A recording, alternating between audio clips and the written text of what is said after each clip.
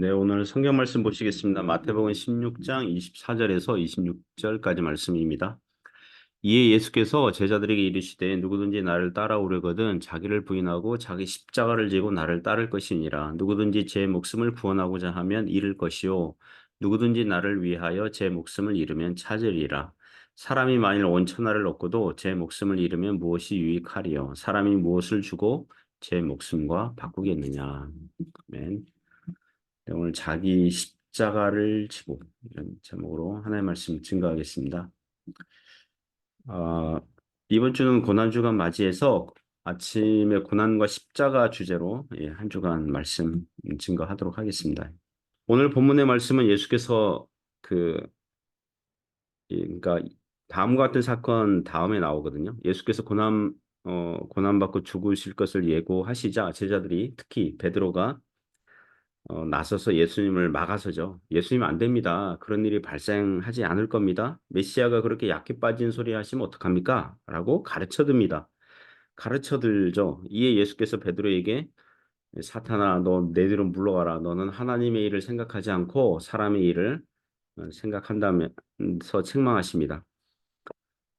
어, 베드로의 이런 반응, 제자들의 반응을 보시고 예수께서 제자들이 지금 죽음과 십자가 고난에 대해서 매우 부정적으로 생각하고 있구나. 그래서 염려하고 두려워하고 있다는 것을 아시고 오늘 이 본문의 교훈에 말씀하시는 것입니다. 오늘 본문을 한 문장으로 요약하면 예수님의 제자가 되려면 예수님의 모범을 따라야 한다는 것입니다. 몇 가지 교훈으로 보겠습니다. 첫 번째는요. 오늘 본문이 주는 첫 번째 교훈은 예수님의 제자는 자기 십자가 지고 따라가야 한다는 것입니다. 자기 십자가 지고 주님 따라야 되는 길입니다. 24절에 이렇게 말씀합니다. 이에 예수께서 제자들에게 이르시되 누구든지 나를 따라오려거든 자기를 부인하고 자기 십자가를 지고 나를 따를 것이니라. 마태복음은 예수께서 제자들에게만 말씀하셨다고 나오는데 마가복음에서는 무리와 제자들에게 말씀하셨다고 그래요. 그러니까 제자들에게 말씀하시지만 무리들에게 다 그 주변에 있던 무리들에게도 다 말씀하셨다고 합니다. 그러니까 12 제자들이든 무리들이든 예수님을 믿고 따르고자 한다며 뭐 하라고 합니까? 이게 두 가지를 겹쳐서 말씀하시지만 이제 실은 한 가지인데요. 이 두 가지 겹쳐서 말씀하시는 거죠. 먼저는 자기를 부인하라고 그래. 그러니까 부인하다, denial. 부인하다. 이 뜻은 자신의 원래 신념이나 알고 있는 인간관계를 모른다. 나는 상관없다고 선언하는 것. 그게 부인하다는 뜻입니다. 나중에 베드로가 예수님을 3번 부인합니다. 그때 그 뜻은 뭐냐면 나는 예수와 상관없는 사람입니다라고 선언한 것입니다. 디모데후서 2장 13절 보시면 우리는 미쁨이 없을지라도 주는 항상 미쁘시니 자기를 부인하실 수 없으시리라. 그 구절에서 주님은 주님의 신실하신 속성을 외면하거나 부정하거나 상관없다고 하실 수 없다는 뜻이죠. 주님은 늘 신실하시다는 것을 그렇게 강조한 것입니다. 그러면 자기를 부인한다는 것은 무슨 뜻입니까? 자기를 부인한다. 여기서 자기가 뭐겠습니까? 죄된 본성, 죄를 좋아하는 자신의 경향성, 자기 자신을 좋아하는 이기적인 본능이라고 하겠습니다. 방금 앞에서 베드로는 하나님의 일을 생각하지 않고 사람의 일을 생각하여 인간적으로 생각하여 자신에게 불이익이 올 걸 예상되기 때문에 예수님의 고난과 십자가는 있어서는 안 될 거라고 이 예수님을 막아섰거든요. 그런 인간적이고 육신적인 생각과 사상과 신념들 그거를 부인하라는 거죠. 갈라디아서 5장 24절에서는 이렇게 사도 바울이 표현했습니다. 그리스도 예수의 사람들은 육체와 함께 그 정욕과 탐심을 십자가에 못 박았느니라. 자기 부인하라고 할 때에 그것은 자신의 육신적인 정욕과 탐심을 말을 하는 거예요.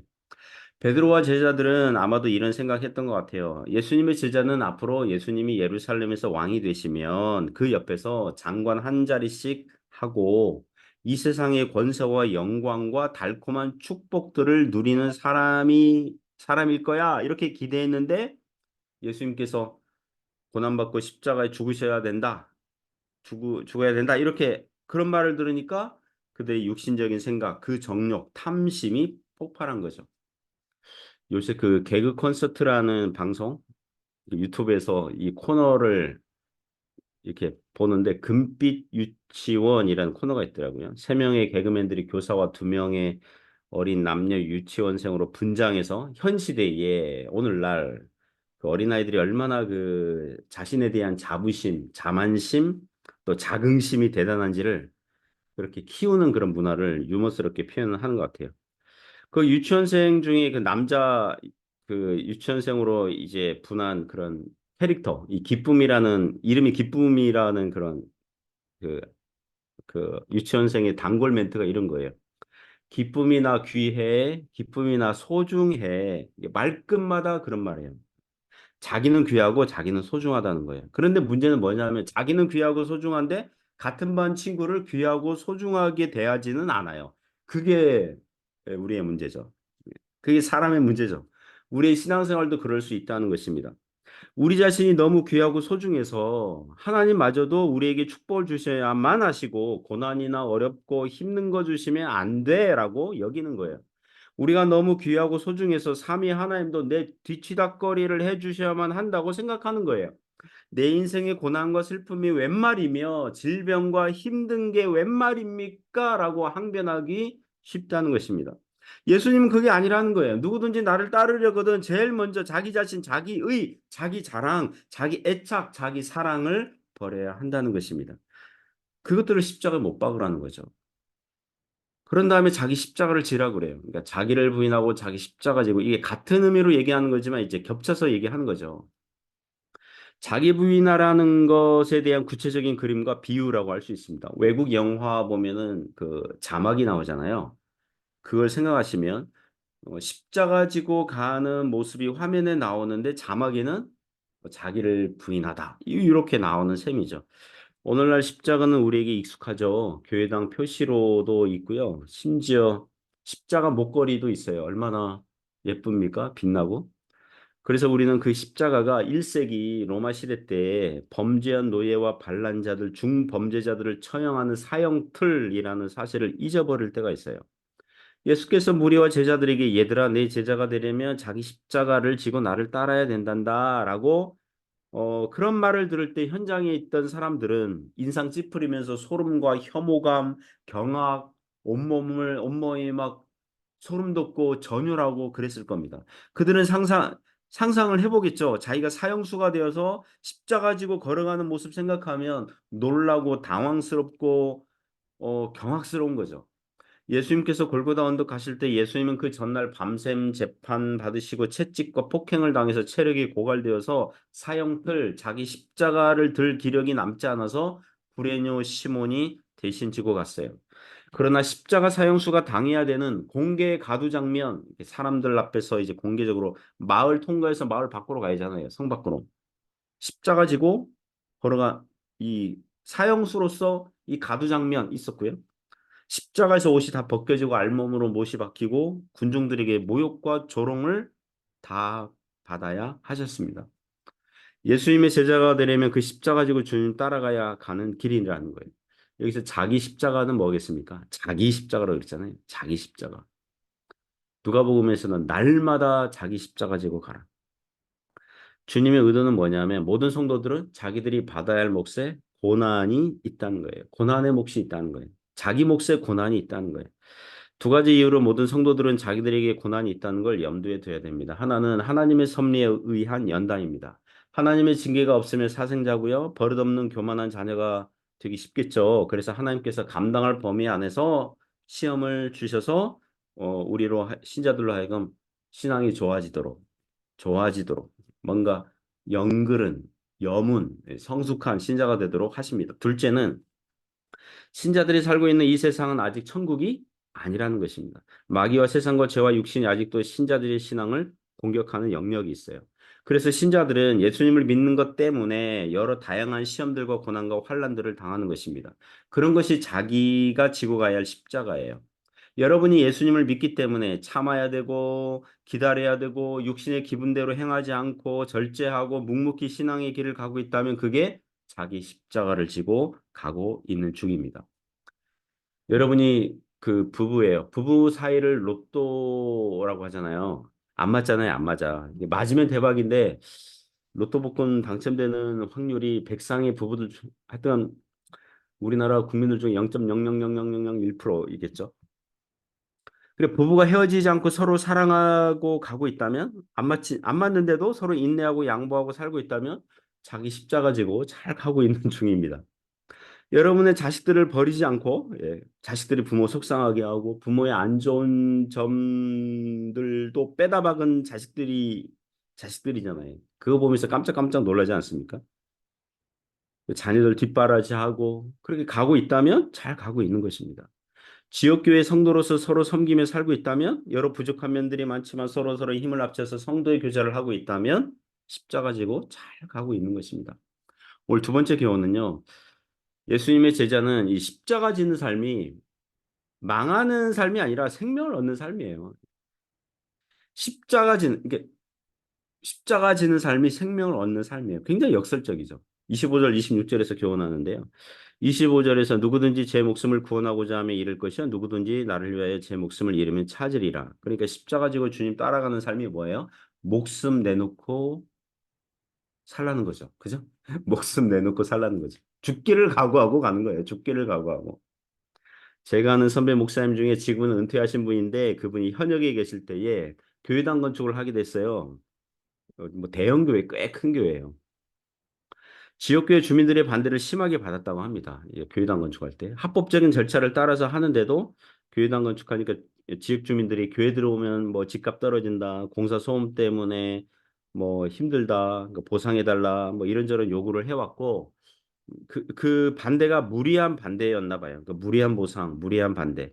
그래서 교회 대표자들과 주민 대표자들이 만나서 협상 회의를 하게 되었다고 합니다. 그 회의 자리에서도 주민들이 무리한 요구를 하니까 그 선배 목사님이 그 무리한 요구는 들어줄 수 없다 그러면서 자기들도 이 교회는 법에서 정한 대로 할 것이다 이렇게 말하면서 이렇게 얘기했대요. 주민들에게. 여러분 목사가 어떤 사람인 줄 아십니까? 목사를 이행시 해보겠습니다. 그러면서 목숨 내놓고 사는 사람입니다. 그러니까 주민들에게 목사를 너무 약하게 보지 마세요. 이게 나름 원포를 놓았다고 그러더라고요. 그래서 어찌어찌해서 교회당 건축할 수 있게 되었다 그런 말 들었습니다. 그 목사님은 언어 유희를 하셨지만 모든 신자들은 말 그대로 주님 위해서 뭐예요? 목숨 내놓고 사는 사람들입니다. 누구든지 제 목숨을 구원하고자 하면, 그러니까 이 세상에서 잠시 잠깐 사는 이 세상에서 자신의 육신의 안전과 세상적 명예와 축복과 재물을 추구한다면, 그런 것들이 자신의 인생을 행복하게 해주고 안전하게 만들어 줄 것처럼 여기고 있다면, 결과가 무엇입니까? 목숨을 잃을 것이요. 이게 진짜 얻어야 할 영원한 생명, 영원한 목숨은 없는 거예요. 그러나 누구든지 나를 위하여, 예수님을 위하여, 마가복음 8장에는 나와 복음을 위하여 제 목숨을 잃으면 영원한 생명을 얻기 위해서 이 세상의 육신적이고 이기적인 안정과 명예와 세상 재물과 축복을 버린다면 잃은다면 목숨을 생명을 영생을 찾으리라. 영생을 얻으리라. 26절은 25절을 더 강조해 주죠. 사람이 만일 온 천하를 얻고도 제 목숨을 잃으면 무엇이 유익하리요? 사람이 무엇을 주고 제 목숨과 바꾸겠느냐? 제가 26절 보고요. 그 알렉산더 대왕 그 마케도니아 알렉산더 대왕이 생각나더라고요. 알렉산더 대왕 이렇게 리서치를 해보니까 20살 때 왕이 돼요. 20살 때. 그리고 정복 전쟁 나가요. 근 10년 동안 8년? 뭐 근 10년 동안 전 인도 일부분까지 그죠? 저기 유럽과 아시아와 북아프리카 까지 예.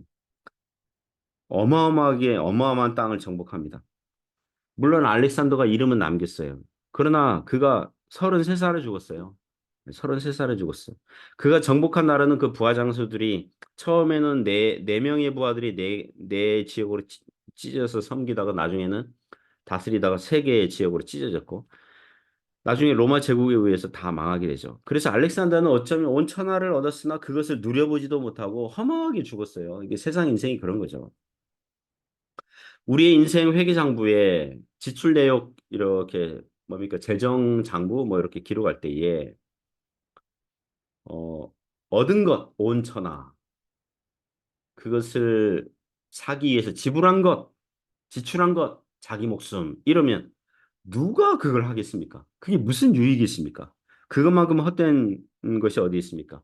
렌스키라는 성경학자는 마귀는 신자들에게 말 그대로 온 천하를 주겠다고 약속하지 않는다. 세상의 작은 일부분만 약속한다. 그러나 사람들은 자기 영혼을 마귀에게 판다. 이렇게 지적했더라고요. 사랑하는 성도 여러분, 신자들의 시민권은 하늘에 있어요. 우리의 의의 면류관, 영생, 하나님 나라 자녀로 인정받는 것 외에는 신자들에게는 소망이 없어요. 이 땅에서는 온 천하를 얻는 게 우리의 목적이 아니에요. 우리의 목숨을, 우리의 안전을 이 세상 무엇으로 얻어보려는 게 아니라 주님을 섬기느라, 주님을 따라가느라 우리의 어깨와 등에 십자가 자기 십자가 맨 이 흔적 있으면 되는 거예요. 이 땅에서 신자로서 살면서 흘렸던 모든 수고와 눈물은 하늘 생명강가에서 우리 주님께서 다 씻어 주실 줄 믿습니다. 주님께서 오셔서 우리를 알아주시는 그날에 얻을 하늘 영광 그리고 생명 을 사모하시고 걸어가시기를.